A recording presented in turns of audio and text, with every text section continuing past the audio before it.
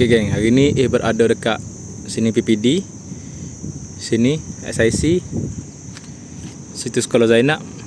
Nak mari tengok tanah ni. Okey. Tanah yang berkeluasan, nak tahu luas saiz berapa, nanti tengok dekat description video kita dah. Okey, tanah ni sebahagian ni lot kediaman, sebahagian ni adalah lot bangunan komersial. Kita nak bagi sewa seperti seadanya. Okey. Dan insya-Allah dalam masa terdekat ni lah owner tanah nak convert tanah kediaman ni kepada komersial juga. Jadi siapa-siapa yang tengah mencari tanah nak sewa, okey, berkeluasan sedang ni, nak buat bangunan ke gapo ke tak boleh, tak ada masalah. Boleh kontak secepat mungkin atau mana-mana aja Property Next anda. Kita tengok sekejap dah. Oh, tanah Syamil geng. Kalau tak silap lebih kurang 18,000 kaki. 18,000 square feet.